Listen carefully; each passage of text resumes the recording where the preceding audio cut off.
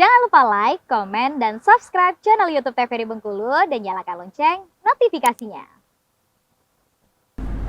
Assalamualaikum warahmatullahi wabarakatuh. Halo pemirsa, selamat pagi. Bagaimana kabarnya?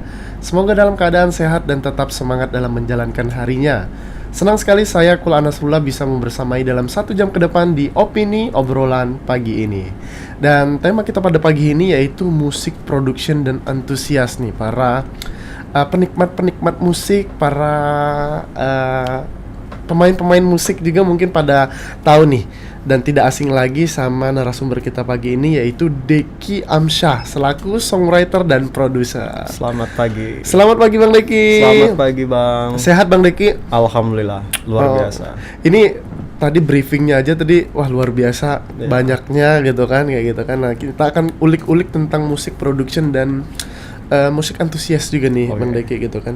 Tapi sebelum ke musiknya, pengen tahu deh cerita Bang Deki. Asalnya dari mana sih Bang Deki? Kalau saya lahir asli tumbuh berkembangnya di Bengkulu Bang. Di Bengkulu ya? Bengkulu. Putra asli Putra Bengkulu asli ya? Bengkulu, ya. Gitu ya. Nah, kalau dari kecil emang suka musik kah? Jadi dulu pertama kali saya tahu musik itu sebenarnya bukan musik modern justru. Ya. Saya adalah player dol sejati nih, Oh. musik tradisi Bengkulu sejati. Jadi Pas kecil berarti ya Pas dulu ya? kecil dari kelas 2 SD tuh. Ya, ya, ya. Jadi ya dulu kan nakal-nakal waktu SD suka mukul-mukulin meja. Iya, Jadi iya. kebetulan guru kami waktu itu memang salah satu orang yang punya sanggar dan berpengaruh lah di Bengkulu untuk musik dol di Bengkulu ini. Siapa Bang? Dia adalah Ibu Epi sama Cik Suk kalau bisa dipanggil. Oh. Jadi sejak saat itu saya diajakin, kamu coba kamu mukulin apa tadi? Jadi ya dipraktekin. Ya udah ntar sore latihan gitu langsung. Ya udah langsung sorenya langsung latihan. Waktu dulu masih Mayang Sari nama sanggarnya dulu. Iya. Dulu sempat latihan di situ. Terus ya udah dari kelas 2 SD saya ingat akhirnya sampai sebelum ujian tuh kelas 5 SD saya masih di sana. Terus lanjut lagi tuh waktu SMA kalau nggak salah. SMA. Ya dan Main dol lagi. main dol. Tapi itu udah beriringan sama dengan musik-musik band kayak gitu-gitu. Nah, udah luas lah pengetahuannya, udah mulai luas ya. Berarti berangkat dari musik tradisional. Musik tradisional Iya. yang mungkin kalau ditanya jatuh cinta pertama kali dengan musik, apakah saat memang masih SD itu dikenalkan sama musik dolnya atau karena memang ada something moment yang buat Bang Deki, wah kayaknya aku suka nih di musik nih. Kalau dulu itu sebenarnya zaman waktu saya masih kecil, justru waktu TK atau masih belum sekolah waktu itu. Jadi setiap pergi ke Tabot, saya tuh selalu dibeliin kayak dol kecil itu loh. Iya. Sama ayah saya Iya. dibeliin dol kecil itu. Jadi itu yang saya pukulin setiap hari. Jadi makanya memang saya di rumah pun ibu sama ayah saya tuh tahu kalau saya yang gedor pintu tuh tahu karena punya nada sendiri gitu loh. Iya. Jadi di saat itu ya ayah saya sih nggak pernah ngelarang saya mau jadi apa, mau ngelakuin apa asal masih positif gitu kan. Iya. Jadi saya milih untuk bermain di sanggar dan beliau juga bersedia ngantarin saya tiap sore dan jemput saya setelah saya latihan. Ya secara nggak langsung walaupun bukan dalam hal yang barang, maksudnya kayak musisi-musisi mungkin dibeliin ini dibeliin itu, tapi ayah saya nggak, tapi dia waktu sama kemauan dia untuk nganterin saya itu yang berharga bagi saya saat itu. Iya. Artinya peran ayah juga mendukung saat itu apapun kegiatan yang penting positif ya. Mendukung ya. Dan memilih untuk pergi ke sanggar dol saat itu. Iya. Kalau walaupun saat itu sebenarnya ayah saya tuh harapannya kayak dia dididik aku tuh kayak mau jadi tentara gitu loh. Oh, Karena harapannya ya. saya dibeliin baju tentara dulu waktu masih kecil-kecil kan masih ada tuh yang jual-jual baju tentara seset gitu kan. Jadi dibeliin baju itu kayak dulu mungkin waktu saya SMP di saat orang-orang seusia saya tuh belum punya otot tuh. Saya udah punya otot tuh.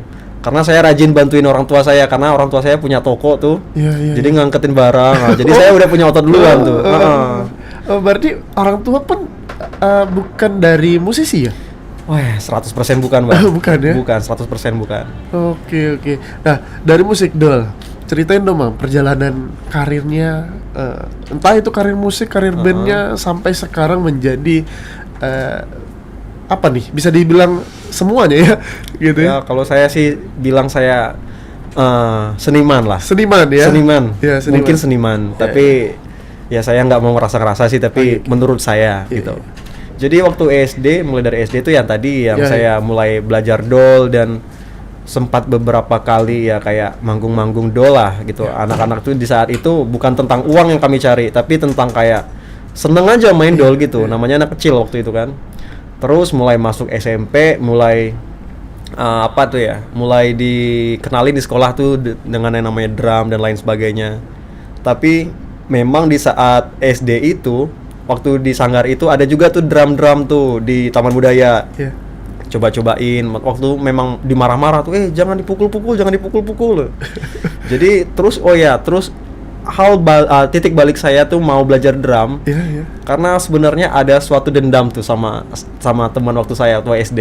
Kenapa? Ada momen apa? Nah, dia tuh sebenarnya orang kaya lah, memang kaya gitu. Di rumahnya ada kayak upright piano, ada drum dan lain sebagainya, lengkap. Sedangkan saya ini ya kayak kami kaum yang biasa aja di saat itu. Anak kecil awam lah ya, yang mainnya di luar gitu kan. Orang tua saya bukan musisi, jadi nggak tahu yang namanya alat-alat musik gitu kan.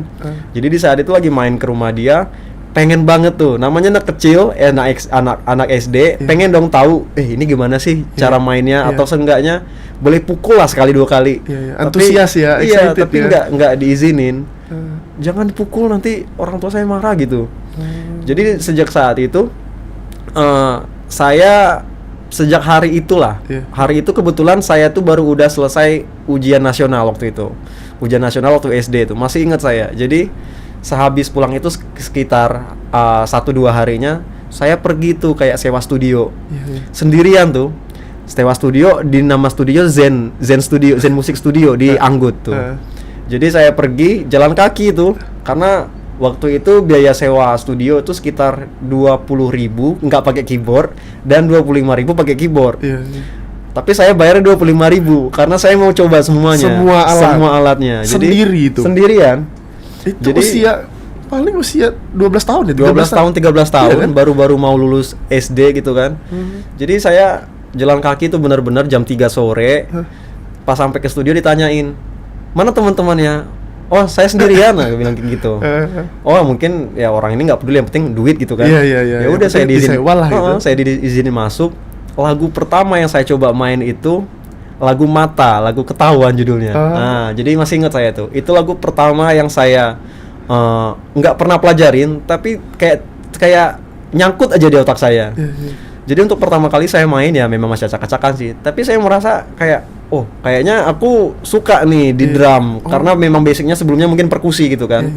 Jadi masuk nih main ini. Jadi ya udah. Tapi coba semua kan, gitarnya juga coba semua gitu kan. Tapi dalam persepsi saya saat itu ya, persepsi saya saat itu, kayaknya kalau pemain gitar semua orang bisa main gitar deh. Kalau main keyboard kayaknya harga keyboard terlalu mahal deh. Dan saya nggak pernah mikir, pemain drum ini di belakang ternyata gitu. Kalau tahu gitu mending saya belajar gitar dari dulu gitu kan. Jadi ya sehabis hari itu ya saya kayak 1 minggu 1 kali lah untuk coba terus rental gitu. Akhirnya bawa teman, walaupun kerjaan kami cuma kayak orang bodoh lah di situ. Tapi seenggaknya di saat itu kami datang bener-bener mau mencoba ya, bukan kalau mungkin anak sekarang cuma mau bikin story gitu kan, untuk Insta story, kebutuhan untuk itu. Walaupun main-mainnya sambil belajar lah pokoknya. Iya, kalau di saat itu kami bener-bener yang namanya handphone itu, justru aku handphone dulu belum punya tuh. Jadi bener-bener niat pergi dari rumah untuk pergi rental dengan uang segitu-gitunya.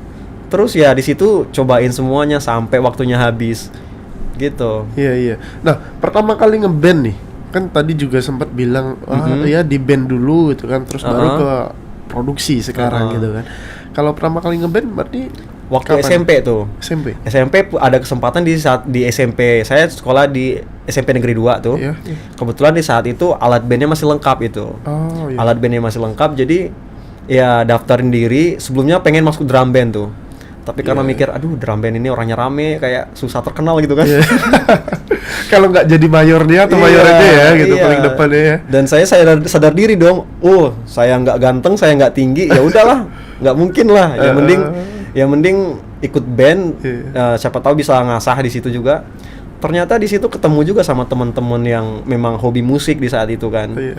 Di saat itu hobi musik dan satu ekstrakurikuler ya. Jadi dulu di hari Sabtu kita memang nggak belajar tuh, khusus pengembangan diri kalau dulu nama bener, ininya bener, dulu. Zaman aku juga kayak Sama berarti ya. Sabtu ya. Jadi hari Sabtu pengembangan diri tuh nama mata pelajarannya. Jadi bebas tuh. Jadi ya saya akhirnya kayak bukan membentuk sebuah band ya, tapi kayak cari nih kira-kira nih gitaris yang paling bagus siapa gitu. Terus pemain bass paling bagus, terus pemain keyboard paling bagus. Jadi akhirnya ya udah yuk coba kita main yuk gitu kan. Walaupun ya tetap bodoh sih kami waktu itu. Karena masih usianya belum matang juga kan. Iya, tapi kami kayak kemauannya ada gitu. Dan apa ya? Kalau dibilang kami setiap habis pengembangan diri itu, pulang pengembangan diri itu kami biasanya kan jam 11 udah buka gerbang tuh kan, udah boleh pulang gitu kan. Kami selalu tuh sokongan, walaupun aku yang harus nombok kadang-kadang. Sokongan waktu itu ya kayak 5.000 satu orang, akhirnya sewa studio. Jadi kayaknya hampir semua studio di Bengkulu di saat itu udah kami cobain tuh. Ya. Tapi saat itu juga masih dikit dong studio-studio yang ada. Kayaknya lebih banyak dulu deh daripada sekarang. Oh, kayak lu.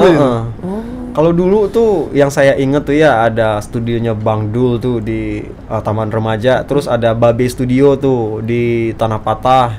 Udah berapa banyak berarti total tuh? Mungkin lebih dari 5 mungkin. Ya? Tapi di saat itu yang memang jadi tempat latihan kami yang kayaknya enak, walaupun di saat itu dia agak lebih mahal ya, dia 30.000 waktu itu, beda 5.000 padahal tapi berarti itu. Ya saat itu zaman itu ya. Karena akses ke sana juga kayak ke kilometer 6,5 tuh dari sini jauh kan, dan juga angkot kayaknya sulit buat ke sana. Jadi akhirnya kami setiap hari Sabtu itu kayak ya udah kita ke rumah dulu ambil motor gitu kan. Berarti pure otodidak. Sama sekali nggak pernah yang namanya otodidak tuh naluri kan itu kan, belajar dari melihat, iya gitu. mendengar gitu. Jadi sebenarnya menurut saya ya orang di Bengkulu ini hampir 95% otodidak dan keren-keren lah. Iya. Mungkin kalau mereka mau belajar teori, mungkin saya bisa berani jamin sih orang yang berteori di Bengkulu sama orang yang otodidak di Bengkulu, untuk keterampilan dalam skill, dalam manggung atau memang merealisasikannya, saya rasa anak-anak otodidak nggak kalah sih sama orang-orang yang benar-benar belajar gitu. Gitu. Nah, band udah nih awal SMP gitu kan, berarti berlanjut terus sampai SMA sampai kapan ya? Sampai 2000 berapa ya terakhir ya? 2019 atau 2020? Oh, 2019 sampai 2020. Itu masih ngeband. Tapi sebenarnya saya sampai sekarang masih ngeband sih. Masih ngeband ya? Masih ngeband. Tapi ditahan dulu cerita bandnya dan cerita produksi musiknya juga. Nanti kita akan tanya-tanya lagi. Untuk para pemirsa jangan kemana-mana, tetap di Opini Obrolan Pagi ini.